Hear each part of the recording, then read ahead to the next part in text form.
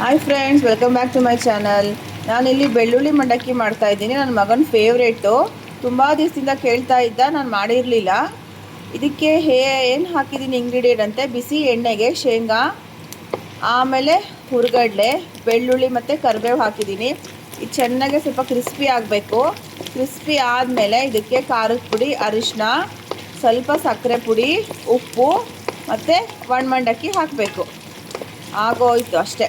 ಇದನ್ನಾದಮೇಲೆ ಆ ಮಂಡಕ್ಕಿ ಏನು ರೆಡಿಯಾಗಿರುತ್ತಲ್ಲ, ಅದಕ್ಕೆ ನೀವು ಹಸಿ ಈರುಳ್ಳಿ, ಹಸಿ ಕೊಬ್ಬರಿ, ಆಮೇಲೆ ಕೊತ್ತಂಬರಿ ಸೊಪ್ಪು, ನಿಂಬೆಹಣ್ಣಿನ ರಸ ಹಾಕ್ಕೊಂಡು ತಿಂದರೆ ತುಂಬ ಚೆನ್ನಾಗಿರುತ್ತೆ. ಈಗ ನಾನು ಖಾರದ ಪುಡಿ ಹಾಕ್ತಾಯಿದ್ದೀನಿ.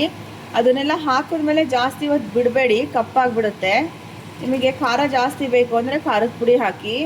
ಇದು ಸ್ವಲ್ಪ ಅರಿಶಿನ, ಸ್ವಲ್ಪ ಸಾಂಬಾರು ಪುಡಿ ಹಾಕ್ತಾಯಿದ್ದೀನಿ. ಖಾರದ ಪುಡಿ ನಿಮಗೆ ಖಾರ ಜಾಸ್ತಿ ಬೇಕು ಅಂದರೆ ಖಾರದ ಪುಡಿ ಜಾಸ್ತಿ ಹಾಕ್ಕೊಳ್ಳಿ. ನೆಕ್ಸ್ಟು ಉಪ್ಪು ಹಾಕ್ತಾಯಿದ್ದೀನಿ ರುಚಿಗೆ. ನೋಡಿ ಎಷ್ಟು ಕಲರ್ಫುಲ್ಲಾಗಿ ಕಾಣಿಸ್ತಾ ಇದೆ. ರುಚಿಗೆ ತಕ್ಕಷ್ಟು ಉಪ್ಪು. ಈಗ ಮಂಡಕ್ಕಿ ಹಾಕ್ತೀನಿ ನಾನು ಕೈ ಆಡಿದ್ಮೇಲೆ.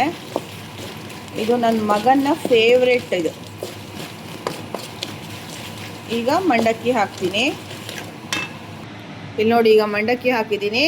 ಇದನ್ನು ಎರಡೂ ಕೈಯಲ್ಲಿ ಸ್ಪೂನಲ್ಲಿ ಕೈ ಆಡಬೇಕು. ನಾನು ಇದನ್ನು ಕೈ ಆಡಿದ್ಮೇಲೆ ನಿಮಗೆ ತೋರಿಸ್ತೀನಿ. ಆಮೇಲೆ ಇದಕ್ಕೆ ಸಕ್ಕರೆ ಪುಡಿ ಸ್ವಲ್ಪ ಹಾಕ್ತಾಯಿದ್ದೀನಿ. ಸ್ವಲ್ಪ ಸಕ್ಕರೆ ಪುಡಿ ಮಾಡಿಟ್ಕೊಂಡಿದ್ದೆ ಅದನ್ನು. ಆಮೇಲೆ ಹುರ್ಗಡ್ಲೆ ಹಿಟ್ಟಿನ ಪುಡಿ ಹಾಕ್ತಾಯಿದ್ದೀನಿ. ಈ ಥರ ಎರಡೂ ಸ್ಪೂನ್ ಇಟ್ಕೊಂಡು ಕೈ ಆಡ್ತಾಯಿದ್ದೀನಿ. ಓಕೆ ಫ್ರೆಂಡ್ಸ್, ಇದಕ್ಕೆ ರೆಡಿಯಾಗಿದೆ.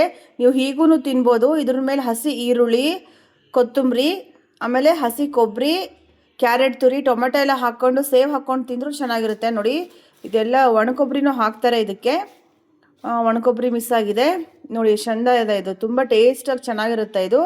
ಈ video like, share and subscribe ಮಾಡಿ. ನೆಕ್ಸ್ಟ್ ವಿಡಿಯೋದಲ್ಲಿ ಸಿಗ್ತೀನಿ. ಬಾಯ್.